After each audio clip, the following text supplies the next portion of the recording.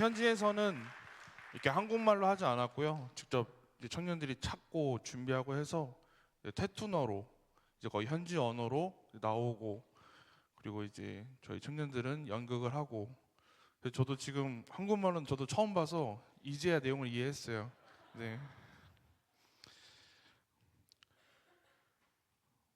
본디야, 무슨 말인지 모르시죠? 본디야. 예, 동티모어로 이제 안녕하세요라는 인사입니다. 우리 함께 인사해 볼까요? 본디야. 네, 만나서 반갑고 또 오늘 선교 보고 예배 오신 여러분을 환영합니다.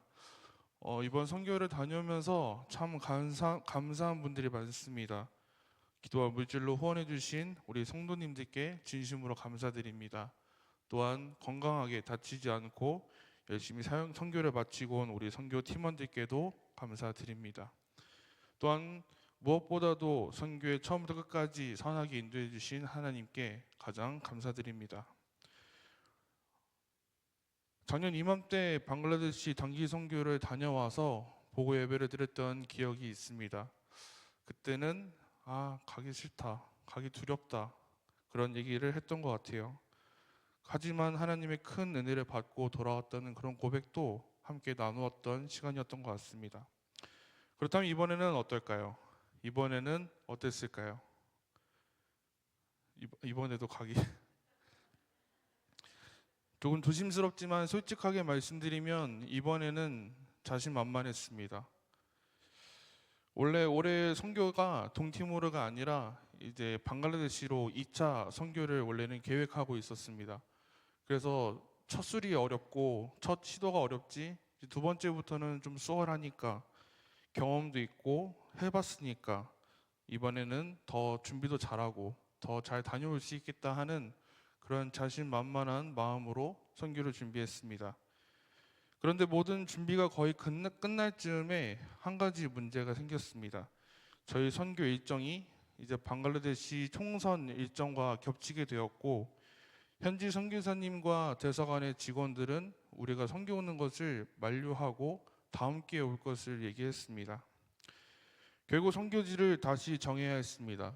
점점 연말은 다가오는데 갈 곳은 없고, 또 캄보디아 이슈가 있어서 동남아도 갈 수 없었고, 일정에 맞는 선교사님도 없고, 그렇게 자신만만했던 두 번째 선교는 점점 백지장이 되었습니다.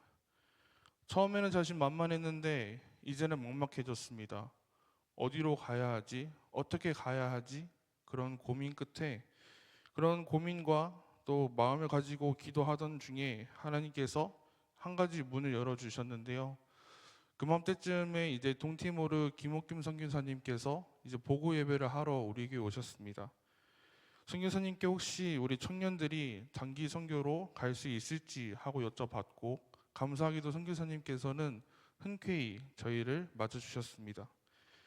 그래서 어떤 사역을 준비하면 좋을까 우리 선교사님과 얘기를 나누던 중에 선교사님께서 청년들이 와가지고 우리 학생들을 대상으로 한글 교육을 해주면 좋겠다, 그렇게 말씀하셨습니다. 동티모르에서 새로운 사역을 선교사님께서 준비하고 계시는데 그 사역이 바로 한글 사역이었고, 그 첫 시작을 저희들과 함께 하기를 원하셨습니다. 현지에 가서 알게 된 것은 이 한글 교육이 단순히 한류를 따라서, 유행을 따라서 시작하려고 하셨던 것이 아니라 동티모르 청년들이 한국으로 들어와서 일할 수 있도록, 그러기 위해서는 이제 국가고시가 필요한데 그 국가고시의 기초가 바로 한글이었습니다. 한국에 다녀온 청년들이 가족을 먹여 살리고 또 그 마을을 먹여 살리는 것을 선교사님께서 보시고 우리 아이들도 그런 청년들로 자랄 수 있도록, 그래서 한글 교육을 준비하셨고 저희들은 그 귀한 사역에 함께 할 수 있게 되었습니다.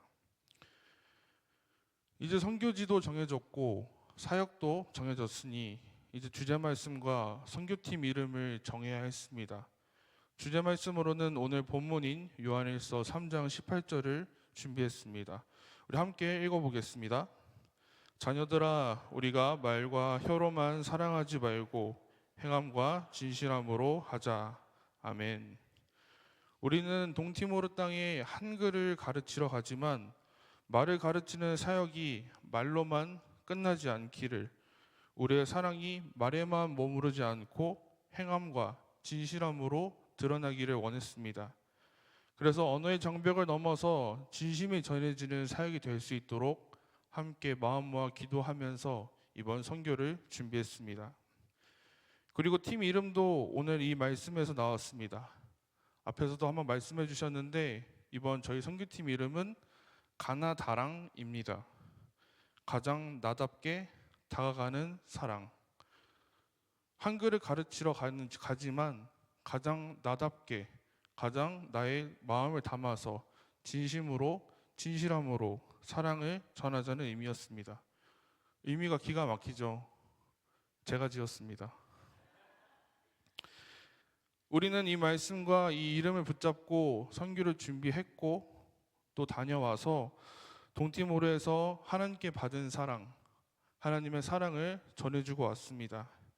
그리고 이번 선교를 통해서 저는 한 가지를 깨닫게 되었고 그것을 오늘 여러분들과 나누고 싶습니다. 우리는 말로만 사랑하지 않는 것, 즉 행동까지 사랑할 수 있습니다.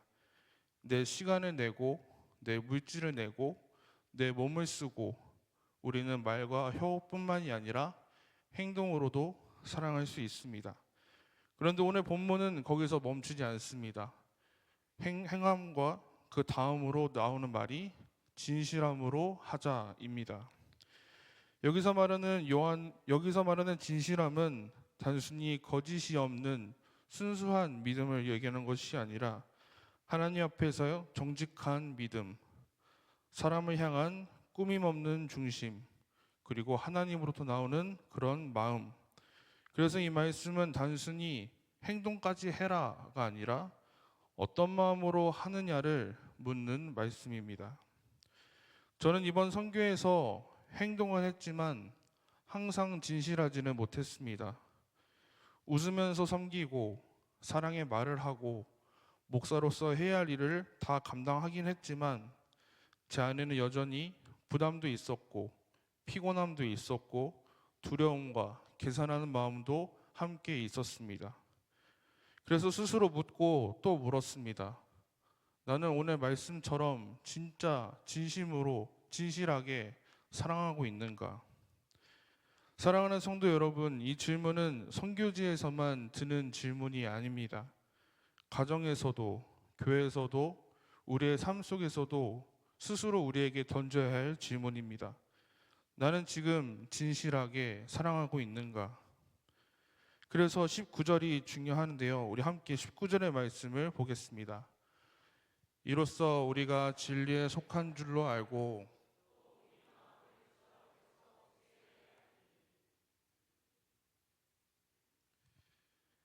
이 말씀은 우리에게 신앙의 확신이 어디서 오는지 말해줍니다. 확신은 단순한 감정이 아닙니다. 진실한 마음으로 대했을 때, 진실한 말과 행함으로 하는 그런 사랑하는 삶을 살아갈 때 우리는 진리에 속하고 있다는 것을 확인하게 됩니다. 그런데 이 말을 뒤집으면 진실함이 없으면 우리는 스스로 확신을 느끼지 못합니다. 겉으로는 사역을 하고 사랑으로 행동을 하지만 내가 진리 안에 있다는 확신이 생기지 않게 됩니다. 왜냐하면 내 스스로 알고 있기 때문이죠. 내가 진실하지 못하는데, 내가 정말 온 마음을 가지고 하지 않는데, 내가 정말 사랑하고 있나? 그런 생각이 들기 때문에 내 안에 확신이 생기지 않습니다. 저도 그랬습니다. 그런데 여러분, 우리가 여기서 끝나면 다 무너지는 것입니다. 그래서 하나님께서 우리에게 20절의 말씀을 주셨습니다. 우리 함께 20절의 말씀도 읽어보겠습니다. 이는 우리 마음이 혹 우리를 책망할 일이 있어도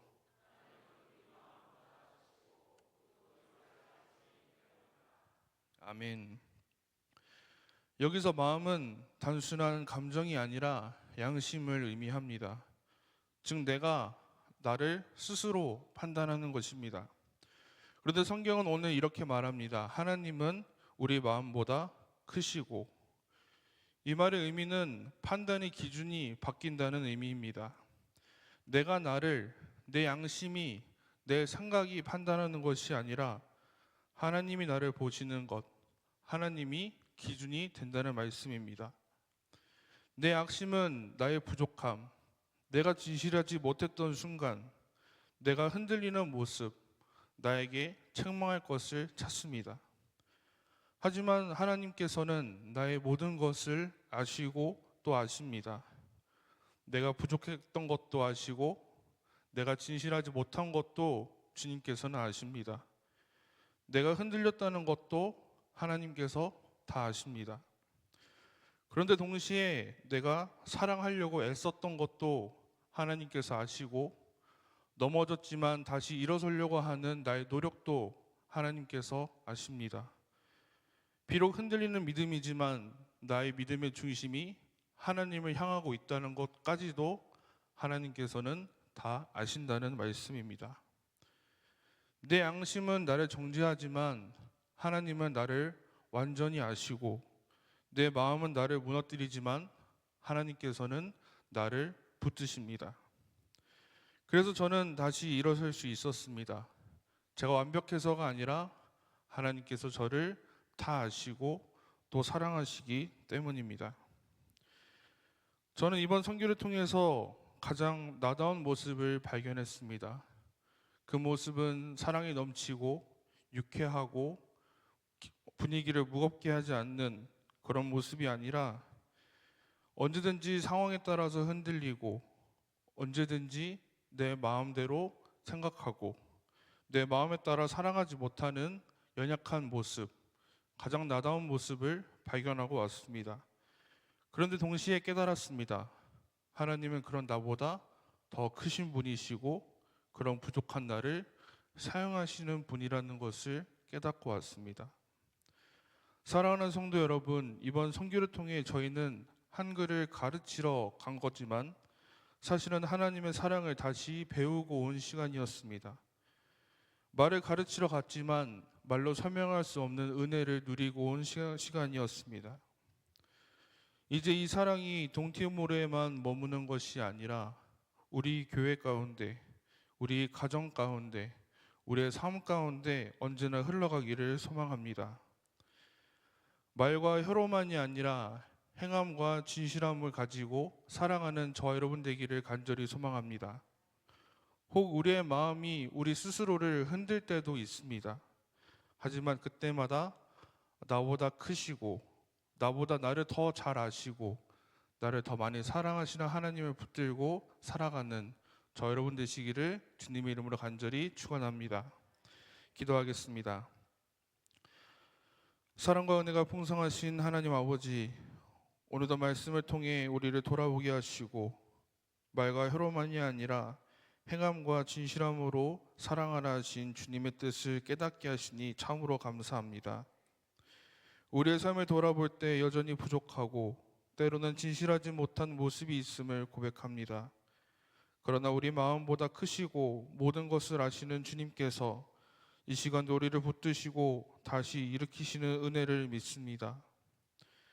동티모르 땅을 기억하여 주시고 김옥겸 선교사님께 지혜와 능력과 세임을 더하여 주시옵소서. 그 사역 가운데 복음의 열매가 풍성히 맺히게 하옵소서. 이번 선교를 통해 경험한 사랑과 은혜가 동티모르 땅에 계속해서 흘러가게 하시고 우리의 삶의 자리에서도 끊이지 않게 하옵소서. 어디에 있든지 말이 아닌 삶으로, 형식이 아닌 진심으로 사랑을 살아내게 하옵소서. 이제 우리의 마음이 우리를 흔들 때마다 우리를 향한 하나님의 크신 사랑을 붙들게 하시고 그 사랑으로 다시 일어나 살아가게 하옵소서. 이 모든 말씀 우리를 사랑하신 예수 그리스도 이름으로 기도드립니다. 아멘.